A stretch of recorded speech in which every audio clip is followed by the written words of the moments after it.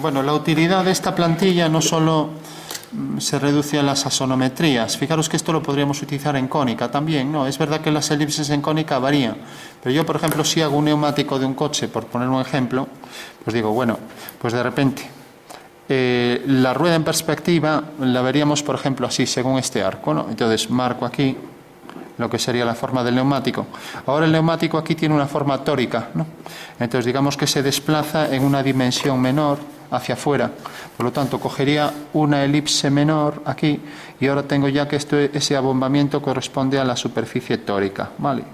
Debo mantener los ejes, el eje menor, el mayor desplazado, pero el eje menor coincidente en ambas elipses. Fijaros que esto es un desplazamiento, ¿no? ¿Vale?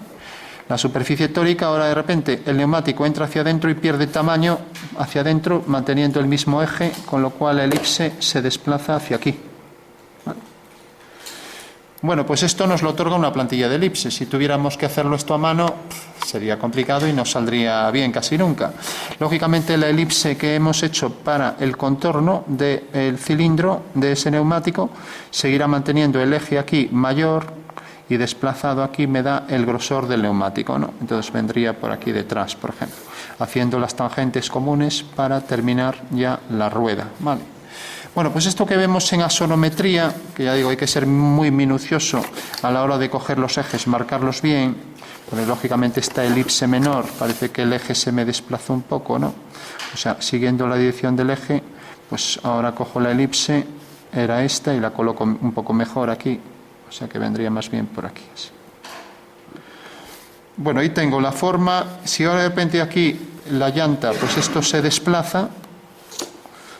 Fijaros que esto podría seguir siendo en cónica, porque estamos hablando de un objeto que para nuestra perspectiva tiene una dimensión pequeña, ¿no? Pero ahora hay una salvedad. Imaginaos, si yo hago esto, y aquí, pues ahora ya lo hago a mano para terminar, tengo otra elipse, por ejemplo, y aquí pues voy a marcar, por ejemplo, circunferencias para lo que sería la refrigeración de los discos de los frenos, por poner un ejemplo, ¿no? Bueno, pues fijaros que estos huecos, ahora estos sí que ya no nos vale una plantilla de elipses isométrica, porque estos se van reduciendo según se acerca hacia los bordes, ¿no? Vale. ¿Qué pasa? Que si esto lo inscribo en un cuadrilátero, en el momento en que hago la elipse de atrás, este cuadrilátero, por efecto de la perspectiva, se va a ir reduciendo en tamaño. Eso quiere decir que aquí esta elipse ya tendrá otra excentricidad y ya no tiene nada que ver con esa de ahí, ¿vale?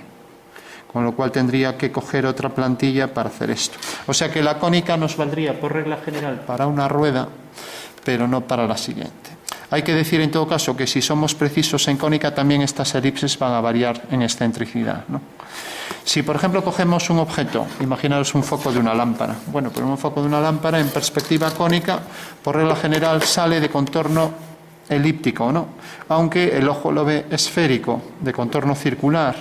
Entonces la lámpara podría ser esto, y de repente las lámparas suelen tener aquí unas cuerdas, de manera que lo que suele ser prensado, o sea, no transparente, pues esta zona, y esto suele tener unos dibujos en la lámpara, ¿no? Lo habéis visto en algunas lámparas.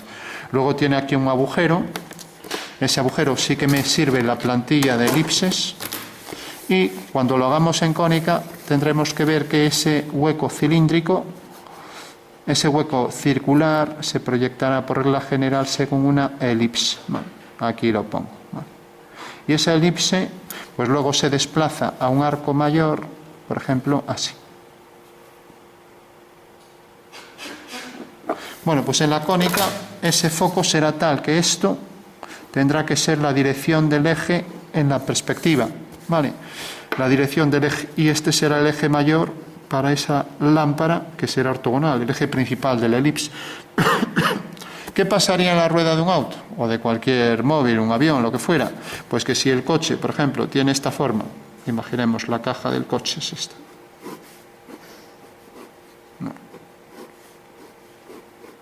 Bueno, pues la rueda viene por aquí atrás. Bueno, pues la rueda, el eje de esa rueda es este.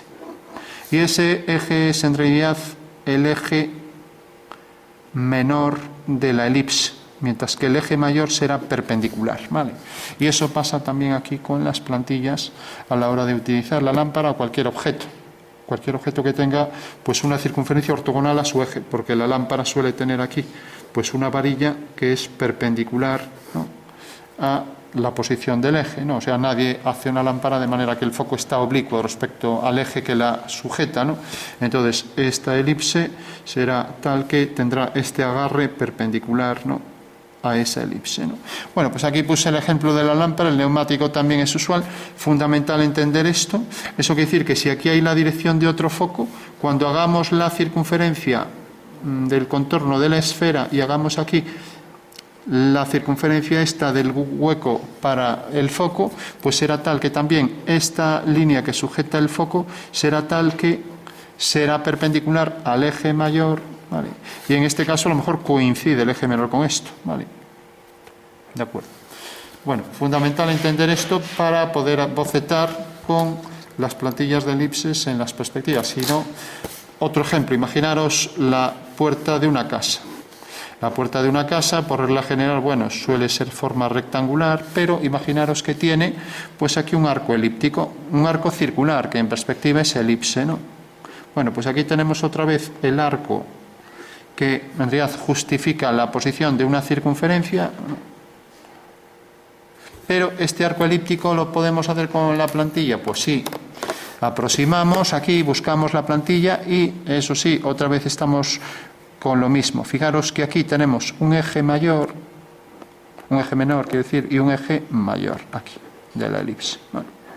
Y ahora tenemos aquí este arco que sale tangente, ya me marca aquí los puntos del diámetro conjugado y ahí tenemos ya el arco. Con lo cual de ahí sale perpendicular y tangente, ¿vale? Bueno, pues otra vez tenemos lo mismo. Esto me da la dirección de las líneas de la perspectiva de la casa coincidentes con esta, deben fugar hacia el mismo punto y aquí detrás pues también debe fugar hacia el mismo punto, ¿vale? O sea que todas estas elipses tienen en común lo mismo, que estos ejes siempre siguen la dirección ortogonal que es perpendicular al eje mayor de la elipse, como pasa aquí, ¿no?